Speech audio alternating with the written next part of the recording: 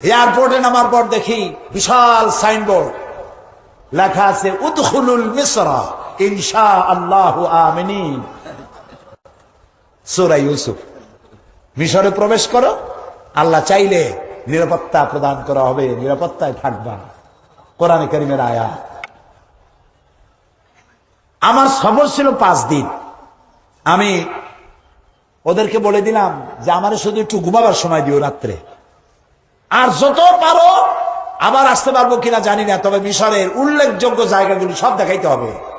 এটা মুসা আলাইহিস সালামের দেশ, ইউসুফ আলাইহিস সালামের দেশ, ইলিয়াস আলাইহিস সালামের দেশ, সালেহ আলাইহিস সালামের দেশ, হারুন আলাইহিস সালামের দেশ, হযরত লোকমানের দেশ, ইব্রাহিম আলাইহিস সালামের শ্বশুর বাড়ি। সুবহানাল্লাহ। আল্লাহ তাআলা দয়া করে নিলেন, আর আমি যে দেখি সব প্রোগ্রাম বানানো। প্রথম দিনেই আমাকে নেওয়া হলো জামেউল আজহারে। সেখানে ঢোকার আগেই এক মাজার পেলাম। এটি হচ্ছে বুখারী শরহ আইনি লিখেছেন যিনি, আল্লামা বদরুদ্দিন আইনি রহমতুল্লাহ আলাইহি। তার কবরের কাছে গিয়ে সালাম পেশ করলাম। এরপরে কবর পেলাম মাজার হযরত ইমাম শাফি রহমতুল্লাহ আলাইহি। তারপরে ইমাম ওয়াকি, হযরত ইমাম শাফির ওস্তাদ ইমাম ওয়াকি রহমতুল্লাহ আলাইহি। তারপরে মাজার পেলাম হযরতে জালালউদ্দিন সৈয়দী রহমতুল্লাহ আলাইহি। জালালাইন শরীফের 2 জালালাইনের 1 জালাল। শাইখুল আজহারের সঙ্গে দেখা হলো, আলোচনা হলো। তারপরে হযরত আমর ইবনুল আস রাদিয়াল্লাহু তাআলা আনহু যিনি মিশর দখল করেছিলেন, তার মসজিদ ভিজিট করলাম। সেই সময় তিনি মসজিদ বানিয়েছেন, সেই মসজিদ এখনো আছে, যার ভেতরে নামাজ পড়তে পারে 1 লক্ষ লোক। খতমে কোরআনের রাতে, তারাবির রাত, রমজান মাসে খতমে কোরআনের রাতে বারান্দা টারান্দা রাস্তাঘাট ভর্তি হয়ে প্রায় 5 লক্ষ লোকের সমাবেশ হয়। মোনাজাত করেন শেখ জিবরিল। আমি শুনে তো অবাক, জিবরাইল আলাইহিস সালাম আসে এখানে? কইছে না, শেখ জিবরিল ওনার নাম। এরকম আজিব নাম শুনিনি আমি এর আগে। আমি তার ক্যাসেট চাইলাম, তিনিও তার সাথে মোনাজাতে অংশগ্রহণ করার জন্য এত লোক এখানে হবে। পরের দিন চলে গেলাম বুহায়রা কারুন দেখার জন্য, সূরা কাসাস। মুসা আলাইহিস সালামের কথা যে আল্লাহ কত বলছেন কোরআন শরীফে, সব থেকে বেশি বলেছেন মুসা আলাইহিস সালামের কথা। সুবহানাল্লাহ। মুসা আলাইহিস সালামকে আল্লাহ তাআলা বলছেন, মুসা তুমি ভয় পাও, আমি তো তোমারে আমার জন্য বানাইছি। সুবহানাল্লাহ বলেন। ও মুসা, তোমারে আমি আমার জন্য বানাইছি। সুবহানাল্লাহ। জি। তারপরে বুহায়রা কারুন, কারুনের বাড়ি ঘর যেখানে ছিল, মুসা আলাইহিস সালামের উপর তহমাত দিয়েছিল, যাকাত দিতে রাজি হয় নাই, আল্লাহরে মানতে রাজি হয় নাই। আল্লাহ গজব দিলেন। ওর সম্পদ ছিল কত? কোরআন শরীফ বলছে যে তার সম্পদের যেসব সিন্ধুকে সম্পদ ছিল, ওই সম্পদের চাবি বহন করত শক্তিশালী বহু লোক, অনেক উট এই চাবিগুলি বহন করত। আর সম্পদ ছিল যে এরিয়া নিয়া, সেটা ছিল 54,000 একর জমিন। 54,000 একর। এই 54,000 একর জমিন আল্লাহ তাআলা গজব দিলেন, ধসাই দিলেন। সেখানে গিয়ে দাঁড়ালাম, আল্লাহর গজবের নিদর্শন দেখলাম। শুধু পানি আর পানি, সমুদ্রের মতো, সামনে ডানে বামে কিচ্ছু দেখা যায় না, শুধু পানি আর পানি। আল্লাহ আছেন না? আছেন না? সুবহানাল্লাহ। চোখে দেখে আসছি। এরপরে পরের দিন আমার প্রোগ্রাম হলো তুরে সায়না। মুসা আলাইহিস সালামের সাথে আল্লাহ যেখানে কথা বলছে, আল্লাহু আকবার। জীবনের বড় স্বাদ ছিল, আল্লাহ কথা বলছেন যেই জায়গায়, সেই জায়গাটা দেখা। আল্লাহ দয়া করে নিয়ে গেলেন। এটা কায়রো থেকে প্রায় 500 কিলোমিটার দূরে। সকালবেলায় নাস্তা করি, নাস্তা সাথে নিয়ে রওনা করলাম সুয়েজ খালের তলা দিয়া। জোহরের রক্তে পৌঁছে গেছি তুরে সায়না। সাইন দেখা গেল, তুরে সায়না শুরু হয়েছে। আমার মনে পড়ল মুসা আলাইহিস সালাম যখন মাদায়েন থেকে ফিরেছিলেন 10 বছর পর, শুআয়ব আলাইহিস সালামের মেয়েকে বিয়ে করলে। লম্বা ঘটনা, গল্প না, কোরআন। গল্প, কোরআন। বউ বাচ্চা নিয়ে এসেছেন, রাতের বেলায় পথ হারায় ফেলেছেন। তুরে সায়না এসে পথ হারায় ফেলেছেন। প্রচন্ড ঠান্ডা, যাবেন কই? হঠাৎ দেখলেন দূরে একটা গাছে আগুন জ্বলে। فقال لأهلهم كثوا إني آنست نارا لعلي آتيكم منها بقبس أو أجد على النار هدى। পরিবারকে বললো তোমরা এখানে বসো, ওই যে আগুন দেখা যায়, আমি আগুনের কাছে যাই, ওখান থেকে যদি আগুন পাই তাহলে আগুন নিয়ে আসবো, আগুন সামনে নিয়ে তোমরা শীত নিবারণ করতে পারবা, অথবা এই আগুনের সাহায্যে আমরা কোনো রাস্তা পেয়ে যাবো। মুসা আলাইহিস সালাম বউরে বসায় রাখিয়া, বাচ্চা বসায় রাখিয়া চলে গেলেন যারা আগুন মনে করছিলেন তার কাছে। যেই না কাছাকাছি এসছেন, আগুনের ভেতর থেকে আওয়াজ এলো, ফালাম্মা আতাহা নুদিয়া ইয়া মূসা ইন্নী আনা রাব্বুক। ও মূসা, এটা আগুন টাগুন কিছু না, আমি তোমার আল্লাহ। আল্লাহু আকবার। ফাখলা'না আলাইক, জুতা খোলো, জুতা খোলো। ইন্নাকা বিল ওয়াদিল মুকাদ্দাসি তুওয়া, তুমি পবিত্র ওয়াদিতে আসছো। দুই পাহাড়ের মাঝখানে ঢালু জায়গাকে আরবিতে ওয়াদি বলা হয়, বাংলায় উপত্যকা বলা হয়। আমরা জুতো আগেই খুলে ফেলাইছি, আয়াত মনে পড়ছে। ফাখলা'না আলাইক, জুতা খোলো, পবিত্র ওয়াদিতে আসছো। মুসা আলাইহিস সালাম কাছে চলে গেলেন, আওয়াজ এলো, ইন্নানি আনাল্লাহ, নিশ্চয়ই আমি আল্লাহ, লা ইলাহা ইল্লা আনা, আমি ছাড়া কেউ নাই, ফাবুদনি, আমার দাসত্ব করো, ওয়াকিমিস সালাতা লিযিকরি, আর আমার শরণার্থে নামাজ কায়েম করো। সেই গাছটার কাছে গেলাম, গাছ একটা আছে, কিন্তু আমি বিশ্বাস করতে পারলাম না যে ওই গাছটাই। আল্লাহ তাআলা খুব ভালো জানে। ওই গাছের মধ্যে দেখলাম চিঠিপত্র রেখে আসছে মানুষে আল্লাহর কাছে। ওখানে ইহুদিরা যায়, মুসা আলাইহিস সালাম তো ইহুদিদের নবী ছিলেন, খ্রিস্টান যায়, ইহুদি যায়, মুসলমান যায়, পাশাপাশি একটা মসজিদ আর একটা গির্জা একদম গায়ে লাগে। শত শত বাস যাচ্ছে, মানুষ গড়িয়া সমানে। পাশেই তুরে সায়না, তুর পাহাড়, ওইখানে 40 দিন ইতিকাফ করেছিলেন মুসা আলাইহিস সালাম। 40 দিন পরে তাওরাত পেলেন। পাহাড় এত উঁচা, পাহাড়ের উপরে উঠলে মেঘ থাকে নিচে। এই পাহাড়ে তিনি 40 দিন ইতিকাফ করেছিলেন। এই জায়গায় আল্লাহ যেখানে কথা বলেছিলেন দেখে জীবন ধন্য হলো, চক্ষু শীতল হলো। ফিরে এলাম কায়রোতে। এরপর পরের দিন সাথীদের বললাম, এবার শয়তান দেখব। বুঝছেন তো, বড় শয়তান। মুসা আলাইহিস সালাম রে এত জ্বালাইছে, এই শয়তানটাকে দেখা দরকার। বিশাল মিউজিয়াম, 40 পাউন্ড ভেতরে প্রবেশ করার ফি। লন্ডনের পাউন্ড, মিশরিয়ান পাউন্ড। 40 পাউন্ড দিলাম, দিয়ে ভিতরে ঢুকলাম। ঢোকার পরে বহু কিছু দেখার, কিন্তু শয়তান দেখি না। আমি জিজ্ঞেস করলাম, লোকেরা জিজ্ঞেস করে কি খোঁজে না, আমি বলি শয়তান খুঁজি। শয়তান কই? কয় যে সে তো দোতলায়, তার একটা পজিশন আছে না। ওই শয়তান দেখতে যাওয়ার জন্য আরো 40 পাউন্ড লাগবে। আমি চিন্তা করলাম ইসরাফ হয় নাকি, আবার অবশ্যই হবে, বিদেশে আসছে এতগুলো পয়সা দেবো। পরে চিন্তা করলাম আল্লাহ তো দেখতে কইছে, কুল সিরু ফিল আরদ ফানজুরু কাইফা কানা আকিবাতুল মুজরিমিন আকিবাতুল মুকাজ্জিবিন। যারা অপরাধী, যারা আমার মহা সত্যকে অস্বীকার করেছে, আমি তাদেরকে কি কি শাস্তি দিছি যাই দেখে আসো। সিরু ফিল আরদ, আমার জমিন ঘোরো দেখো। আমি বললাম দাও পয়সা, আবারও দিল পয়সা। দোতলায় উঠা দেখি শয়তান চিতই শুয়ে আছে, গ্লাসের বক্সের মধ্যে 3500 বছর আগের লাশ। 3500 বছর আগের লাশ। মাথায় এখনো চুল আছে, পেছনের দিকটা দাঁত আছে 2-1টা, হাতের কয়েকটা নখ আছে, পায়েরও কয়েকটা নখ আছে, চোখ দেখা যায়। চিন্তা করলাম শয়তান তো জীবনে দেখি নাই, শয়তান যদি দেখতাম মনে হয় এইরকমই বোধহয় শয়তান হবে। কত রূঢ়, কত হিংস্র, কত দুর্ধর্ষ, কি মারাত্মক নিষ্ঠুর লোক ছিল। সমস্ত বনি ইসরায়েলের ছেলেগুলিকে সব মেরে ফেলেছে। মুসা আলাইহিস সালামের হইতে দেবে না, আর আল্লাহ মুসাকে পাঠাবে। কার প্ল্যান কার্যকরী হবে? আল্লাহর প্ল্যান কার্যকরী হলো। মুসার প্ল্যান ভেস্তে গেল, ফেরাউনের প্ল্যান শেষ হয়ে গেল। ফেরাউনের লাশ দেখলাম। এরপরে মুসা আলাইহিস সালামকে যেখান থেকে ভালানো হয়েছিল, তার মা যেখানে ভালাইছিল দরিয়া নীলের, এবং যেখান থেকে উঠাইছিল সেসব জায়গাও চিহ্নিত আছে। এরপরে মুসা আলাইহিস সালাম যেখানে তার উম্মত নিয়ে বসে কথাবার্তা বলতেছিলেন, সেইখানে ফেরাউন ঘিরে ফেললো।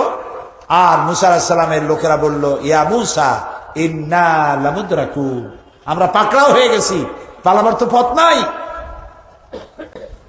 দেখেন আল্লাহর পয়গম্বর, শত্রু কয় দিকে? তিন দিকে। কয় দিকে? আরেকদিকে কি? দরিয়া, বাহা, নদী নয়, সমুদ্র। তিন দিক থেকে আক্রমণ করেছে, পালাবার কোনো রাস্তা নাই। মুসা আলাইহিস সালাম বললেন, কাল্লা রব্বি সায়াহদিন, কখনো নয়, অবশ্যই আমার আল্লাহ আমাকে পথ দেখায় দিবেন।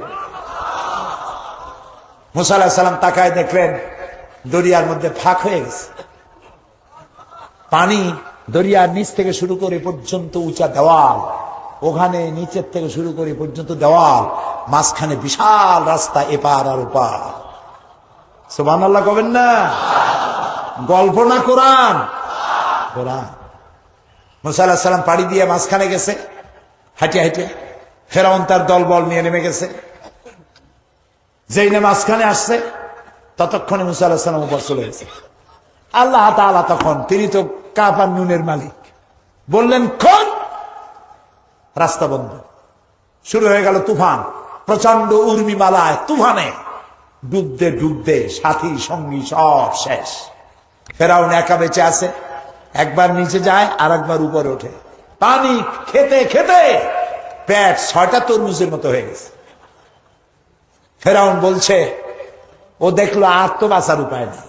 সে বলল, আমানতু আন্নাহু লা ইলাহা ইল্লাল্লাযী আমানাত বিহি বানু ইসরাঈল। ঈমান আনলাম ওই ইলাহের উপরে, যার উপরে ঈমান এনেছে বনি ইসরাঈলেরা। আল্লাহরে বুঝাইতেছে, আল্লাহ তুমি ভুল বুঝো না, বনি ইসরাঈলেরা আছে ইলাহের উপর ঈমান আনছে, আমি কিন্তু তার উপর ঈমান আনলাম। ওয়া আনা মিনাল মুসলিমিন, আর আমি তো একজন মুসলমান, এই তো কলেমা পড়লাম, তারপরেও চুবাও কেন? আল্লাহ তাআলা বলছেন, এখন ওয়াকাদ আসাইতা কাবলু ওয়া কুনতা মিনাল মুফসিদিন, অথচ তুমি এই দেশে আমার মানুষের উপরে তোমার হুকুম চালু করেছো, মানুষকে নির্যাতন করেছো। ফেরাউন বলছে, আনা মিনাল মুসলিমিন, আমি মুসলমানদের একজন। আল্লাহ কয়, অকুনতা মিনাল মুফসিদিন, বেটা তুই তো সন্ত্রাসী। কি আর মুসলিম তুই? মুসলমান তো সন্ত্রাসী হইতে পারে না। মুসলমান সন্ত্রাসী হতে পারে? মুসলমান কখনো সন্ত্রাসী হতে পারে না। সুতরাং তুই সন্ত্রাসী, তোরে আমি শুধু মারবই না, আল ইয়াউমা নুনাজ্জিকা বিবাদানিক, শুধু মারবই না, তোর মৃত্যুর পরে পানি তোর বডিকে বাঁচাবে না, জলচর প্রাণী তোর শরীর খাবে না, মাটিতে পচবে না, গলবে না, আমি তোর শরীরকে শুটকি বানাইয়া রাখবো কিয়ামত পর্যন্ত। এই পৃথিবীতে যত জালিম আর স্বৈরাচার আসবে, তোরে দেখে যেন তারা দৃষ্টান্ত শিক্ষা নিতে পারে। আল্লাহ তাআলা রেখে দিয়েছেন ৩৫০০ বছর ধরে লাশ আছে এবং থাকবে। আল্লাহ তাআলা মিশরে অনেক কিছু দেখালেন, 5 দিনে বহুত কিছু দেখছি, সব বইয়ের মধ্যে লিখেছি। সব কথা এখানে শুনলে তাহলে তো সমস্যা হবে, আর আমি শুনাইতেও পারবো না। প্রিয় ভাই সব, এই মিশরের এই ঘটনা এই জন্য বললাম, পৃথিবীতে যে আল্লাহ ফেরাউনরে ডুবাইছে, যে আল্লাহ তার নমরুদকে জুতা দিয়ে পিটাইছেন, যে আল্লাহ তাআলা জালিমদেরকে, জামাল নাসেরের মতো জালিম, মুস্তফা কামাল পাশার মতো জালিম, রেজা শাহ পাওলভীর মতো জালিম যে আল্লাহ ধ্বংস করেছেন, 2 অক্ষরের যে জালিম সারা পৃথিবীর মুসলমান জানাচ্ছে, আল্লাহ তাকে দমন করার জন্য যথেষ্ট নয়। আল্লাহ তাআলা তিনি দেখবেন এবং তিনি বিচার করতে যথেষ্ট। সুতরাং মুসলমানদের কোনো ভয় নাই। কোনো ভয় আছে? আপনারা যখন বলবেন মাতা নাসরুল্লাহ আল্লাহ তোমার সাহায্য কখন পাবো, এই বলে যখন চিৎকার মারবেন আল্লাহ তখন বলবেন আলা ইন্না নাসরাল্লাহি করিব, আমার মদদ তোমাদের জন্য অবধারিত। বাংলাদেশ শাহজালালের দেশ, শাহ মখদুমের দেশ, শাহ আমানতের দেশ, খানজাহানের দেশ। এই দেশে ধর্ম নিরপেক্ষ মতবাদীরা আর ক্ষমতা আসতে পারবে না ইনশাআল্লাহ। এখানে সন্ত্রাস বন্ধ হবে। আমার দেশের র্যাব, আমার দেশের পুলিশ, আমার দেশের সেনাবাহিনী আমার দেশের গৌরব। আলহামদুলিল্লাহ। বাংলাদেশ সেনাবাহিনী স্বাধীনতার 1971 সাল থেকে শুরু করে পর্যন্ত দেশের দেশপ্রেমের যে কোনো প্রশ্নে উত্তীর্ণ। বাংলাদেশ সেনাবাহিনী যে দেশে গেছে সেই দেশে বাংলাদেশ সেনাবাহিনী সুনাম কুড়িয়ে এনেছে বাংলাদেশে। আলহামদুলিল্লাহ, আমরা বলি আলহামদুলিল্লাহ। সুতরাং আমার সেনাবাহিনী আছে, আমার র্যাব আছে, আমার পুলিশ আছে, আমার বিডিআর আছে, আমার 14 লক্ষ মানুষ আছে, আর আছে তাদের 14 কোটি মানুষ, এর 28 কোটি হাত। সুবহানাল্লাহ, আলহামদুলিল্লাহ। কোন সন্ত্রাস নয়, মারামারি নয়, গণতন্ত্র। আমি একটি স্পষ্ট কথা এখন বলবো, এই কথাটি কানে নিয়ে বাড়ি চলে যাবেন। সেই কথাটি হচ্ছে এই, সন্ত্রাস দিয়ে পৃথিবীতে ইসলাম আসে নাই, কোন নবী সন্ত্রাস করেন নাই, কোন সাহাবী সন্ত্রাস করেন নাই, কোন গোপন আন্দোলন ইসলাম বিশ্বাস করে না, সন্ত্রাসে বিশ্বাস করে না। গণতান্ত্রিক পদ্ধতির মধ্য দিয়ে বাংলাদেশে আল্লাহর আইন প্রতিষ্ঠা করার জন্য যদি জামাত ইসলামীকে 100 বছর অপেক্ষা করতে হয়, জামাত ইসলামী অধীর আগ্রহে 100 বছর অপেক্ষা করবে, তবু চরমপন্থা সন্ত্রাসের পথ অবলম্বন করবে না, করবে না, করবে না।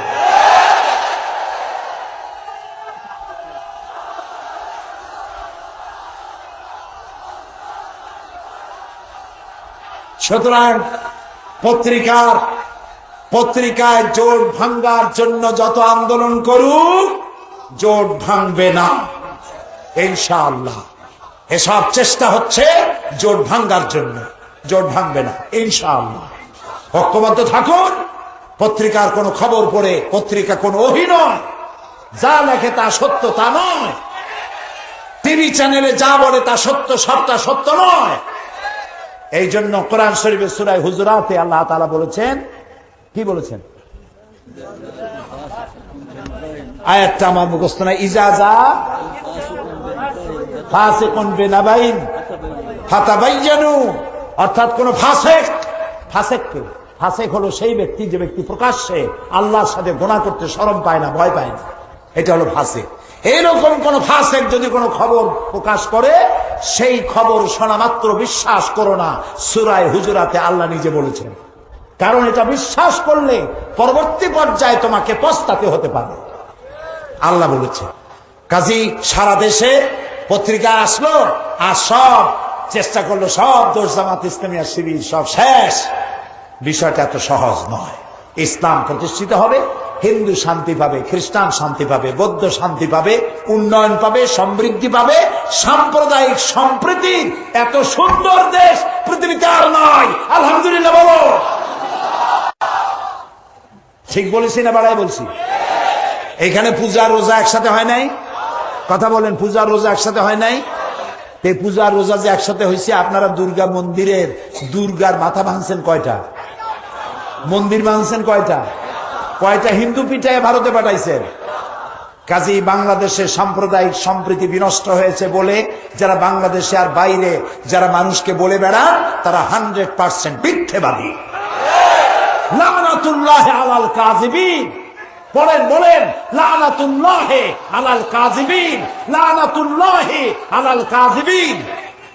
আমাদের দেশে সাম্প্রদায়িক সম্প্রীতি সব থেকে ভালো, আলহামদুলিল্লাহ। এখানে আমার এলাকা জানেন তো কোথায়? সিলেটের, তাও মুখস্থ আছে। 80,000 হিন্দু ভোটার আমার এলাকা, আলহামদুলিল্লাহ। এই হিন্দু নেতারা আমার মঞ্চে আসেন আর বক্তৃতার ভেতরে বলেন, মায়ের কোলে সন্তান যেভাবে নিরাপদে আছে, আমরা বিগত 8.5 বছর সেইভাবে নিরাপদে আছি। উন্নয়নের অভাব নাই। কে ভোট দিয়েছে আর দেয় নাই সে চিন্তা করিনি, আমরা তো করি না। সকলকে আমরা সমানভাবে ইনসাফের সাথে দেখতে চাই। আমাদের দেশের হিন্দুরা ভালো। যখন আমাদের দেশে হিন্দুরা প্রতিবেশী হিন্দু মারা গেলে মুসলমানরা দেখতে যায় না, যায় না? হিন্দুর অসুখ হয়েছে, একটু আপেল নিয়ে কমলা নিয়ে দেখতে যায় না? আবার মুসলমানের অসুখ হলে হিন্দুরা আসে না? ওদের পূজা হলে আমাদের ছেলেমেয়েরা দেখতে যায় না? আবার আমাদের ঈদের দিনে আমাদের প্রতিবেশী হিন্দুরা আমাদের সেমাই, আমাদের পায়াসের শরীক হয়। পৃথিবীতে কোথায় আছে এমন? সুতরাং এই দেশটিকে অকার্যকর, ব্যর্থ, অযোগ্য, অপদার্থ, চোর, হাবিজাবি কথা বলিয়া ক্ষমতা হারাবার উন্মাদনায় পাগল হয়ে গিয়েছে। আল্লাহ তাআলা এই দেশের প্রতি শান্তি দান করুন। গোটা পৃথিবীর মুসলমানদেরকে আল্লাহ শান্তি দান করুন। মোনাজাতের পর আজান হবে, বা জামাত এশার নামাজ পড়ে যাবেন। আর মোনাজাতের আগে একটু সময় চাই। আপনারা আমাকে এতক্ষণ সময় যখন দিচ্ছেন, আর 5টা মিনিট সময় কি দেবেন?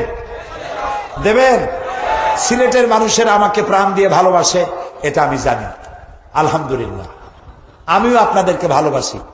এই ভালোবাসায় কোনো স্বার্থ আছে? আল্লাহরে বলি, আল্লাহ, এই সিলেটবাসীরা নিঃস্বার্থভাবে আমাকে ভালোবাসে, আলেমদের ভালোবাসে। এই ভালোবাসার বিনিময় কিয়ামতের দিনে জান্নাতে বসার তৌফিক আমাদের দিয়ে দিও। এই আঞ্জুমানে খেদমতে কোরআন বিরাট কষ্ট করে, পরিশ্রম করে, প্রতি বছর বহু টাকা ঋণ হয়ে যায়। আপনারা আপনাদের পাশেই বাক্স আছে, এই বাক্সগুলির মধ্যে আপনারা কিছু টাকা ফালাইলেই, তাড়াতাড়ি করে ফালালে, দ্রুত ফালালে, তাহলে আমরা মোনাজাতটা করে দিই। পকেটে হাত দেন আর ওই বাক্সের মধ্যে ফালাই দেন। 5টা মিনিট সময় দাঁড়াবেন না, কেউ মোনাজাত না করে যাবেন না। লন্ডনে যেসব মুসলমান আছে, সৌদি আরবে আছে, কুয়েতে আছে, কাতারে আছে, আমেরিকা আছে, সবার জন্য দোয়া করা হবে। মাত্র 5টা মিনিট সময়, মাত্র 5 মিনিটস। লা ইলাহা ইল্লাল্লাহ, লা ইলাহা, লা ইলাহা। প্রিয় ভাই সব, এক্ষুনি মোনাজাত হবে, এক্ষুনি। বসেন। হযরত মাওলানা আব্দুল মালিক সাহেব উস্তাদুল আসাতিজা, হাজারো আলেমের উস্তাদ, বার্ধক্যে উপনীত হয়েছেন। তিনি বলছেন, অনেক মেয়ে লোক দোয়া চেয়েছেন, সন্তান নাই। আমরা দোয়া করবো আল্লাহ নিঃসন্তানীকে সন্তান দিক, বলেন আমিন। যারা লন্ডনে আছে, যারা আমেরিকা আছে, যারা বিভিন্ন জায়গায় সিলেটের বাইরে আছেন, সবার জন্য দোয়া হবে। আল্লাহ যেন দোয়া কবুল করেন, বলেন আমিন। ঢাকা থেকে অনেক লাইব্রেরি আছে, যাওয়ার সময় বই কিনে নিয়ে যাবেন। কোরআন শরীফ অনেকে বোঝে না। আল কোরআন একাডেমি লন্ডন, আল কোরআন একাডেমি লন্ডন, তারা কোরআন শরীফ সেবেছে সহজ সরল বাংলা অনুবাদ। একদিকে আরবি আর একদিকে বাংলা অনুবাদ, খুবই সহজ সরল, এত সুন্দর সহজ সরল অনুবাদ এর পূর্বে আমি দেখি নাই। এত সুন্দর তাফসীর নয়, শুধু অনুবাদ। সেটার মধ্যে আকাশ আর জমিনের পার্থক্য। সুদ হচ্ছে গরিবদের কাছ থেকে নাও আর ধনীদেরকে দিয়ে দাও, আর যাকাত হচ্ছে বড় লোকদের কাছ থেকে নাও, গরিবদের দিয়ে দাও। এ বিধান কার? এ বিধান কার?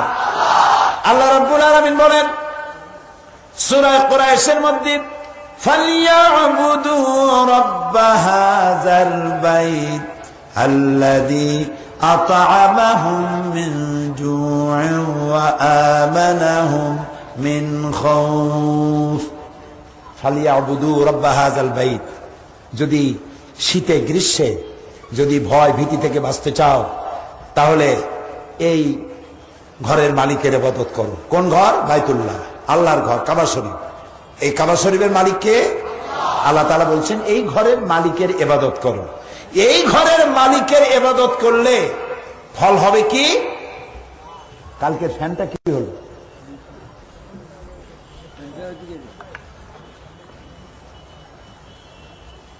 মালিকের ইবাদত করলে কি হবে? মালিকের ইবাদত করলে পরে ক্ষুধার সময় খাবার পাবা। সুবহানাল্লাহ বলে। কে বলতেছে? আরে ভাই কথা কন না কেন? আমি কি গল্প গুজব শুনাইতেছি? কার কথা শোনাচ্ছি? আল্লাহর কথা শোনাচ্ছি। ফালিয়াবুদু রাব্বা হাযাল বাইত আল্লাযী আত'আমাহুম মিন জু'। তুমি যখন ক্ষুধার্ত থাকবে তখন ক্ষুধার সময় খাবার দেবে কে? আল্লাহ। এই ঘরের মালিকের ইবাদত করো। ওয়া আমানাহুম মিন খাউফ। আর যখন ভীতি হবে, ভীতির সময় নিরাপত্তা প্রদান করবেন আল্লাহ তাআলা, তার ইবাদত করো। খাইতে দিবেন। এই যাকাত, আমাদের দেশে যাকাতের সঠিক কালেকশন হয় না। যাকাতের কালেকশন সিলেটে কেমনে হয় আমি জানি না, আদায়টা ঢাকারটা জানি। সেখানে বড় লোকেরা যাকাতের শাড়ি পাওয়া যায়, লুঙ্গি পাওয়া যায় ঈদের 4-5 দিন আগে পত্র পত্রিকায় আসে। মানে সব থেকে পচা শাড়ি, সব থেকে পচা লুঙ্গি, এগুলি হলো যাকাতের শাড়ি, যাকাতের লুঙ্গি। আর আল্লাহ তাআলা বলেছেন লান তানালুল বিররা হাত্তা তুনফিকু মিম্মা তুহিব্বুন। আল্লাহর রাস্তায় ওইটাই খরচ করো যেটা তুমি পছন্দ করো। আর আপনি করলেন কি? যাকাতের সবচাইতে নিকৃষ্ট লুঙ্গি, সব থেকে নিকৃষ্ট শাড়ি, এইগুলা কিনে নেয়া। তারপরে প্রহসন, বাড়ির সামনে বিরাট ভিড়, উনি যাকাত দিচ্ছেন। মানুষের পাড়া খেয়ে কতগুলো গরিব মরে গেল, হয় না এমন? পাড়া খেয়ে মরে গেল। ইসলাম এই জন্য যাকাত দেয়নি। এক শ্রেণীর মানুষ যাকাত এইভাবে দিতে থাকবে, আর এক শ্রেণীর মানুষ হাত পেতে নিতে থাকবে। এই রকমের দুইটা শ্রেণী বানাবার জন্য আল্লাহ তাআলা যাকাতের বিধান করেন নাই। যাকাতের বিধান কেন? এই জন্য যাকাতের বিধান, এবছর যে ব্যক্তি যাকাত পাবে আগামী বছর তার যাকাতের প্রয়োজন হবে না। এই জন্য রাসূলুল্লাহর কাছে ভিক্ষা নিতে আসছিল এক লোক। রাসূলুল্লাহ তারে ভিক্ষা দিছিলেন না, বলছিলেন তোমার কাছে কি আছে? লোকটি কি বলেছিল বলেন?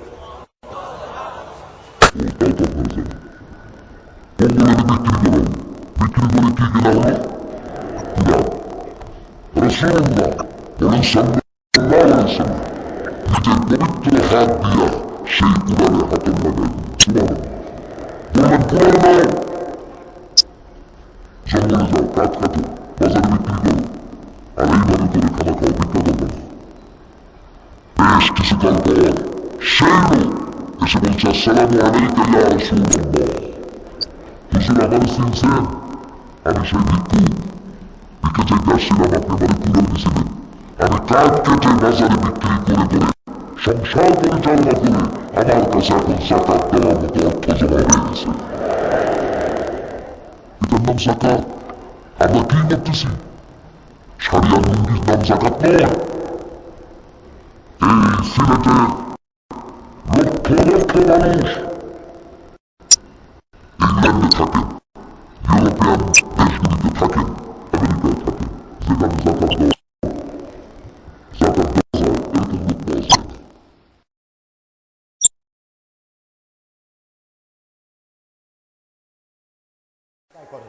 তারপরে আপনাদের আত্মীয়দের মধ্যে লিস্ট করেন। আল্লাহ তাআলা বলেছেন ওয়াতিজাল কুরবা হাক্কাহু, নিকটবর্তী আত্মীয় স্বজনকে আগে দাও। সুবহানাল্লাহ। সিলেটের মানুষকে যাকাতের টাকা নোয়াখালী বানাবার দরকার নাই, আগে তোমারটা দেখো, তোমার আত্মীয় তাদেরকে দেখো। একটা লিস্ট করেন কার কার আত্মীয় আছে, মেয়ে লোক পুরুষ লোক। একটা যুবক, শিক্ষিত যুবক, বেকার, গরিব, আর একটা কম্পিউটার কিনে দেন। একটা কম্পিউটার কিনেন অথবা একটা ফটোকপিয়ার মেশিন কিনে দেন, কোর্টের সামনে বসায় দেন। সে ফটোকপি করে করে তার সংসার চালাইতে পারবে নাকি পারবে না? একটা যুবক অশিক্ষিত, ওকে একটা 2টা হালের গরু কিনে দেন যাকাতের টাকা দিয়ে, ও আর ভিক্ষা করবে না। ছোট্ট এতিম বাচ্চা যে ভিক্ষা করে খায়, আজকে ভিক্ষা করে, আজকে ভিক্ষা পায় নাই, এরপরে পকেট মারবে, তারপরে ছিনতাই করবে। কচু গাছ কাটতে কাটতেই তো গলা কাটে নাকি, ঠিক কিনা? বেলচোর, তালচোর, কাঁঠালচোর, পকেট চোর, এরপরে মানুষের গলা কাটা চোর হবে। এখন যদি আপনি যাকাতের টাকা দিয়া, আমি দেখলাম আঞ্জুমানে খেদমতে কোরআন তাদের একটা বই আমারে দেখাইলো, সেখানে দেখলাম তারা ভ্যান দিয়েছে একটা গরিবকে, একটা রিক্সা দিয়েছে, আর একটা কি জানি দিছে, হ্যাঁ সেলাই মেশিন। আসতেছি আপনার সেলাই মেশিনের কাছে। তো এইগুলি দেওয়া হলো। পানের বাক্স, আপনি তো কইতে পারলেন না, আপনি না সভাপতি। পানের বাক্স দিছেন, আমি দেখছি ছবির মধ্যে একটা পানের বাক্স। একটা পানের বাক্স দিলেন, অথবা একটা জুতা পালিশ করা একটা বক্স বানাই দিলেন, আর ওরে বসাই দিলেন এয়ারপোর্টে অথবা সিলেট রেলওয়ে স্টেশনে।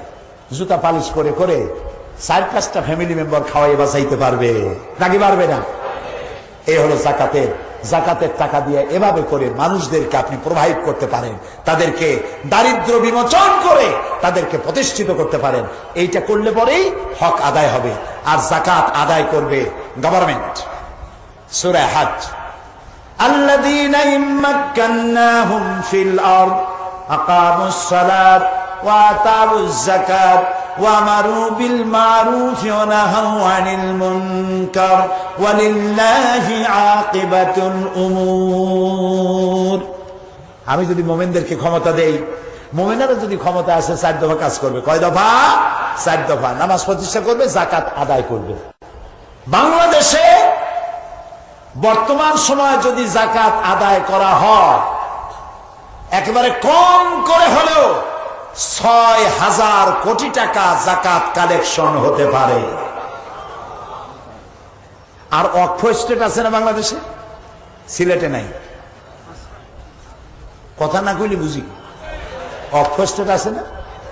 যত সব সিন্দাবাদের দত্তরা ওয়াকফ স্টেট গুলি গ্রাস করে রেখে দিয়েছে বিভিন্ন নামে। নামগুলো আমি নিলাম না। এই ওয়াকফ স্টেটের সমস্ত লক্ষ লক্ষ একর সম্পত্তি যদি গভর্নমেন্ট উদ্ধার করতে পারত, আর সরকার যদি জাকাত কালেকশন করত, তাহলে বাংলাদেশের দারিদ্র বিমোচনের জন্য পৃথিবীর কারো কাছ থেকে 1 টাকাও ঋণ করা লাগতো না। এটা আল্লাহ তাআলার বিরাট বরকত ছিল। সেই বরকতের রাস্তা আমরা ছেড়ে দিয়েছি। নবী করিম সাল্লাল্লাহু আলাইহি ওয়াসাল্লাম মানুষকে খাবার দিয়েছেন, পরার দিয়েছেন, নিজে না খেয়ে থেকেছেন। হযরত ফাতেমা রাদিয়াল্লাহু তাআলা আনহা রাসূলের কাছে এসে বলছে, আব্বাজান, কুয়া থেকে পানি উঠাতে উঠাতে আমার ঘাড়ের উপরে দাগ পড়ে গেছে, আটা পিষতে পিষতে আমার হাতে ঠোসকা পড়ে গেছে, আমি আর পারি না, আপনি আমাকে একটা দাসী দিবেন? রাসূলুল্লাহ বললেন, মা, আমি তোমাকে কিভাবে দাসী দেব? আমি তো এখনো অমুক অমুক গোত্রের খাবার পৌঁছাইতে পারি নাই, মা, আমি তোমার দাসী দিতে পারবো না। তুমি এক কাম করো, প্রত্যেক নামাজের পর সুবহানাল্লাহ 33 বার পড়ো, আলহামদুলিল্লাহ 33 বার পড়ো, আল্লাহু আকবার 33 বার পড়ো, আর একবার পড়ো আশহাদু আল্লা ইলাহা ইল্লাল্লাহু ওয়াহদাহু লা শারীকা লাহু লাহুল মুলকু ওয়া লাহুল হামদু ইউহয়ী ওয়া ইউমীত ওয়া হুয়া আলা কুল্লি শাইইন কাদির। আল্লাহ তাআলা জান্নাতে তোমার দাসীর ব্যবস্থা করে দিবেন। মানুষের খাবার পৌঁছে দিয়েছেন। রাসূলুল্লাহ বসে আছেন, বাহরাইন থেকে বিভিন্ন এলাকা থেকে গনিমতের মাল আসছে, জাকাতের সম্পদ আসছে, স্তূপ হয়ে গেছে। ওপাশ থেকে রাসূল এখানে বসা দেখা যায় না, এত সম্পদ।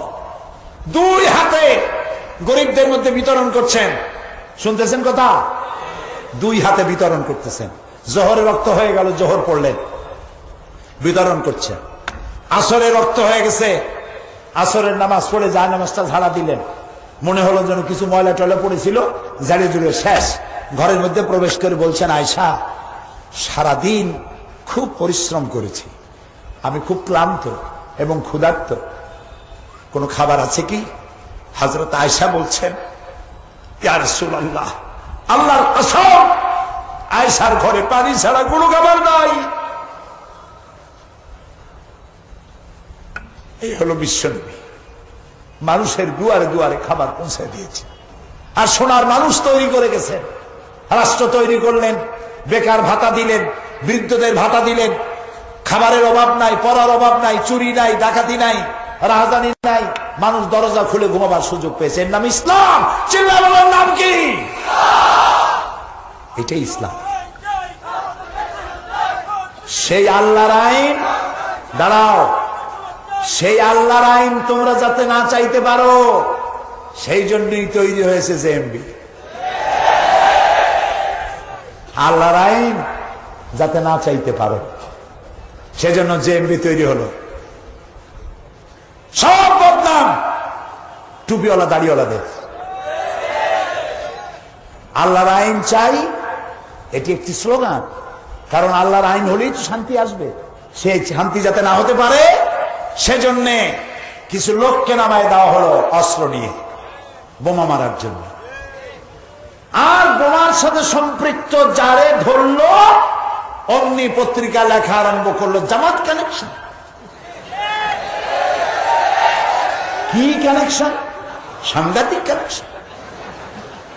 এই যে সন্ত্রাসীরা ধরা পড়ছে, ওর দাদা জামাত ইসলামীর একজন রোকন কর্তৃক প্রতিষ্ঠিত মসজিদের সামনে দিয়া 1973 সনের 12 এপ্রিল হেঁটে গেছিল। জামাত কানেকশন। আব্দুর রহমানের বাড়িতে সূর্য দিগল বাড়ি সিলেট। আব্দুর রহমান যেখানে ছিল সেখানে গোলাম আজমের নামাজ শিক্ষা পাওয়া গেছে। মারাত্মক। এর থেকে বিপজ্জনক আর কি হবে? আমি বলেছি গোলাম আজম সাহেবের নামাজ শিক্ষা বইয়ের মধ্যে যদি বোমা বানাবার কোন টেকনোলজি লেখা থাকে, গোলাম আজমকে গ্রেফতার করো, জামাত ইসলামের সব গ্রেফতার করো। নামাজ শিক্ষা বই থাকলে যদি অপরাধ হয় তাহলে বলতে হবে যে 2 মাস শেখ আব্দুর রহমান যে বাড়িতে বসে গোসল করেছিল যে সাবান দিয়া, সেই সাবান বানাইছে যে কোম্পানি, তারাও গ্রেফতার করে। ওই সাবানের কোম্পানির সাথেও তার ষড়যন্ত্র ছিল, তা নাহলে ওই সাবান ব্যবহার করলো কেন? শয়তানি গাইছ। জামাত ইসলামী দাঙ্গাবাজ আর বোমাবাজি করবে কেন? দুঃখটা কি? জামাত ইসলামী কোন কসুরি পানা? জামাত ইসলামী কসুরি পাতার পানি? অর্ধ শতাব্দী ধরে এই ভূখণ্ডে রাজনীতি করছে জামাত ইসলামী গণতান্ত্রিক আন্দোলন। এমন কোন আন্দোলন নাই এই জমিনে যে আন্দোলনের শীর্ষে জামাতের নেতারা দাঁড়িয়ে কাজ করে নাই, রক্ত দেয় নাই, জীবন দেয় নাই। জামাত ইসলামীর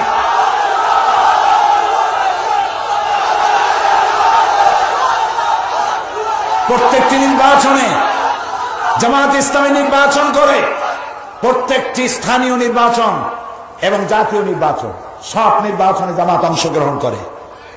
জামাত গণতন্ত্রে বিশ্বাসী এবং নির্বাচন করে পার্লামেন্টে তাদের সম্মান সূচক অবস্থান আছে, তাদের মন্ত্রী আছে। এই মন্ত্রীরা যখন বিদায় হবে সিসিটিভি দিয়ে মাইক্রোস্কোপ যন্ত্র দিয়ে তালাশ করে দেখবে একটা পয়সা তহবিল তসরুফ আত্মীয়করণ দুর্নীতি স্বজন প্রীতি আছে নাকি দেখো।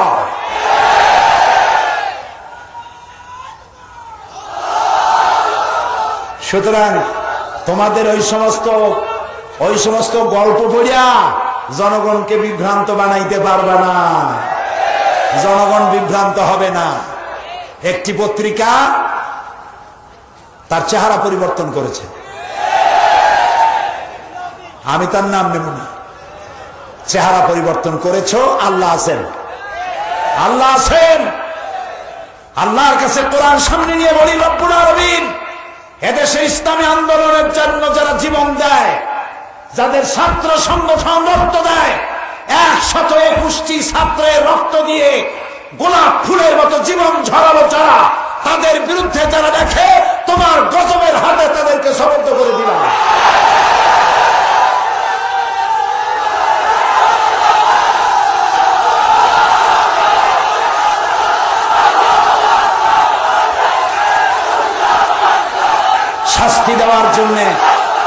শাস্তি দেওয়ার জন্য আল্লাহ যথেষ্ট। আলহামদুলিল্লাহ বলেন। শাস্তি দেওয়ার জন্য আল্লাহ যথেষ্ট। তবে আরেকটা কথা মনে রাখবেন, কাগজের আগুন দিয়া ভাত রান্না তো দূরের কথা, চাও গরম করা যায় না। এটা ঠিক কিনা? কাজে আপনারা কাগজে যা পারেন লেখেন, লিখতে থাকুন আর দেখতে থাকুন। বাংলাদেশে এমন কোন ঘর থাকবে না যেখানে জামাত ইসলামী যাবে না। সমস্ত ঘরে ঘরে পৌঁছে যাবে, কারণ জামাত ইসলামী দাওয়াত দেয় আল্লাহর কোরআনে। যারা জামাত ইসলামীকে মাওলানা মওদুদীর আন্দোলন বলে তারা বেয়াদব। আমরা মওদুদীর মুরিদ নই। মাওলানা মওদুদী আমাদের কোন ফেকারি ইমাম নন। কাজে আপনি বলবেন আর পাগল বানাবেন মানুষগুলারে। সব আপনার মুরিদ হয়ে যাবে মনে করছেন, সব পাগল হয়ে গেছে মানুষ। এত সহজ নয় প্রিয় ভাই। সব উচিত ছিল সরকার এত বড় সাফল্য, র্যাবের এত বড় সাফল্য, প্রাণ ভরে দোয়া করুন র্যাবের জন্য। র্যাবের সন্তানগুলি সোনার সন্তান, আমার দেশের গৌরব, আমার দেশের অহংকার। র্যাবকে আল্লাহ তাআলা দীর্ঘজীবী করুন। তারা এই দেশের দুশ্মন গুলারে ধরল, একটা ধন্যবাদ জানাইতে পারলেন না। সন্ত্রাসী ধরছে, নাটক। সন্ত্রাসী জেলে দিয়েছে, নাটক। আব্দুর রহমানের ধরছে, নাটক। বাংলা বাইরে ধরছে, এটাও নাটক। ঠিক বলেছেন, কবার পড়া, কবার পড়া। গোটা জাতি আনন্দে উদ্বেলিত। শয়তান সব ধরা পড়ে গেছে, আলহামদুলিল্লাহ, আল্লাহ ধরাই দিবে। সেজন্য বলছি, জামাত ইসলামের কোনো দুঃখ নাই যে মার দাঙ্গা করে তারা ইসলামী আন্দোলন করবে। কারণ দাঙ্গা করে, মারধর করে, গোপন আন্দোলন করা জামাত ইসলামী নিজেদের জন্য হারাম মনে করে। জামাত ইসলামের গঠনতন্ত্র পড়ুন, গঠনতন্ত্রের মধ্যে লেখাই আছে বিপর্যয় সৃষ্টি করা, ফাসাদ সৃষ্টি করা অথবা সন্ত্রাস সৃষ্টি করা কোন অনুমতি জামাতের কোন নেতা কর্মীর নাই। কোরআন যেটা বলে, হাদিস যেটা বলে, সেটাই আমাদের একমাত্র উদ্দেশ্য প্রিয় ভাই সব। সুতরাং আল্লাহ তাআলার বিধান জমিনে কায়েম হলেই শান্তি আসবে, এছাড়া শান্তি আসবে না। আল্লাহর আইন বাংলা ভাই আর ওই সিদ্দিকুল্লাহ, বাংলা তো বলতে চাই নাই, সিদ্দিকুল্লাহ আর ওটার নাম কি, শেখ রহমান, একজন পীর সাহেব, আমি নাম বলবো না, নাম নেব না, কয় যে হে আব্দুর রহমানের সাথে জামাত ইসলামের নারীর সম্পর্ক আছে, ওর জামাতের রোকন। আমি বলছি, হুজুর আপনি যদি এতই গোপন খবর রাখেন তাহলে পীরগিরি ছাড়িয়ে দিয়া বাংলাদেশের গোয়েন্দা বিভাগে চাকরি করেন, জনগণের উপকার হবে। আপনি রহমানের সাথে জামাতের সম্পর্ক খুঁজে পাইলেন, আর সে যে আওয়ামী লীগের দুলাভাই তা আপনি কইতে পারলেন না। কত টাকা পেয়েছেন? ভারতের দালাল, আওয়ামী লীগের বিটি, পীর নামের কলঙ্ক।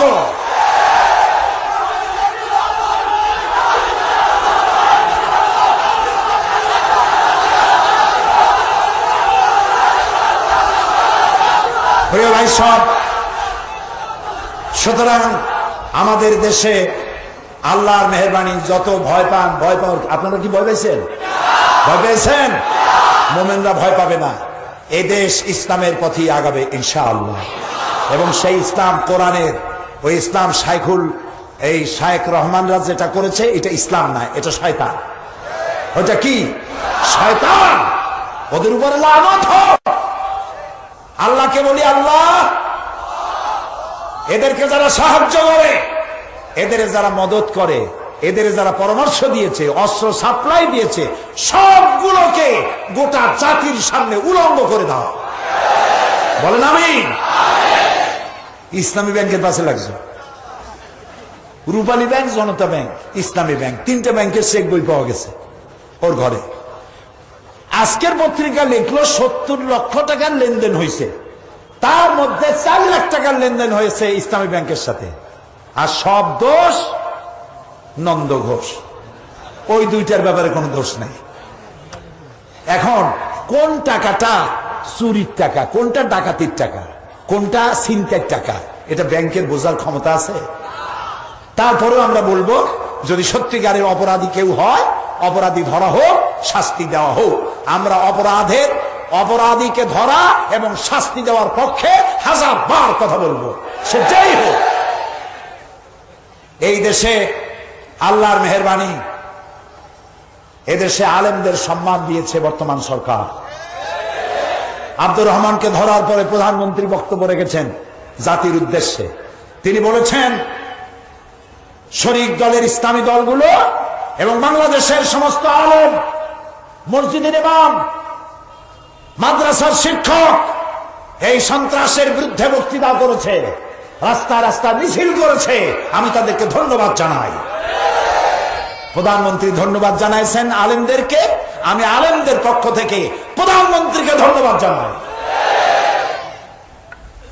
এখানে মাদ্রাসা শিক্ষকদের ফাজেল আর কামেলের মানের যে বিষয়টি আছে, ইনশাআল্লাহ মেয়াদকালের মধ্যেই ফাজেল কামেলের মান হয়ে যাবে ইনশাআল্লাহ।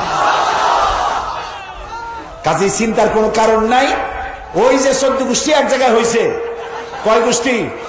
14 গোষ্ঠী। এক গোষ্ঠী বাদ দিলে 13 খান সাইনবোর্ড, 13 খান সাইনবোর্ড। সারা দেশে 1.5 লক্ষ ভোটও নাই, 1.5 লক্ষ ভোটও নাই। এই নেতারা যখন কোন জায়গায় যায়, ওই 13 খান সাইনবোর্ড যখন কোন জায়গায় যায়, শুধু মঞ্চের ছবি দেখানো হয়, জনগণের ছবি দেখাবার মতো না, কারণ শ্রোতার চাইতে বক্তা বেশি। স্পষ্ট কথা, ওরা এই সব বামপন্থীরা, এই 13টি দলের নেতারা তাদের নিজের জন্মভূমিতে নির্বাচনে দাঁড়ান। আমি চ্যালেঞ্জ করেছি পার্লামেন্টে, চ্যালেঞ্জ করেছি পল্টনে, চ্যালেঞ্জ দিয়ে গেলাম সিলেটের আজকের মাহফিলে। ওই 13টা নেতা তাদের নিজের জন্মভূমিতে দাঁড়িয়ে নির্বাচন যদি করে, 100% জামানত বাজেয়াপ্ত হয়ে যাবে। কিয়ামত পর্যন্ত পার্লামেন্টের মেম্বার হতে পারবে না। তার কারণ হচ্ছে বামপন্থীদের সাথে এদেশের মানুষের আর মাটির কোন সম্পর্ক নাই।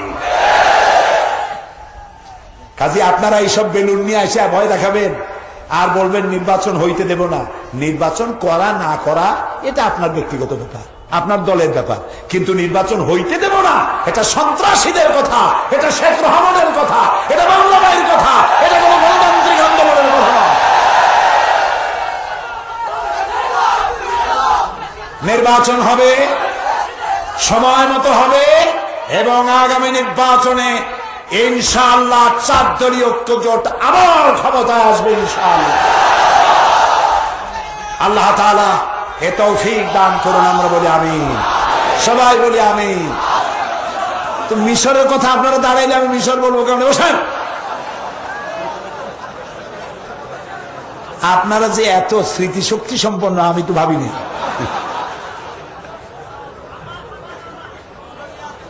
আচ্ছা, নীল দরিয়ার দেশে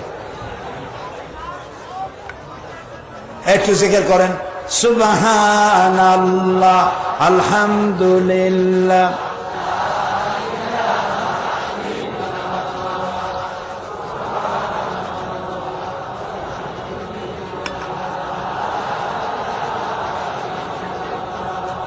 সুবহানাল্লাহ, আলহামদুলিল্লাহ, লা ইলাহা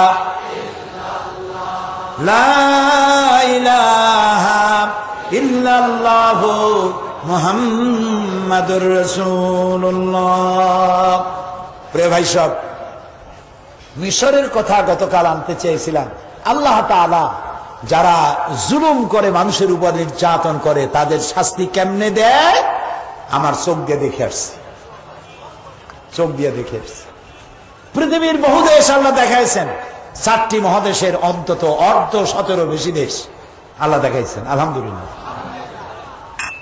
মিশর যাওয়া হয়নি। গত বছর মিশর জামিউল আজহার থেকে দাওয়াত এলো, সম্মানজনক দাওয়াত পাইলাম, আলহামদুলিল্লাহ। জামিউল আজহার বিশ্ববিদ্যালয়ের ছাত্র ছাত্রীদের সংখ্যা 2.5 লক্ষ। হাজারো সভ্যতার লালন ভূমি মিশর। যখন প্লেনে গিয়ে নামলাম,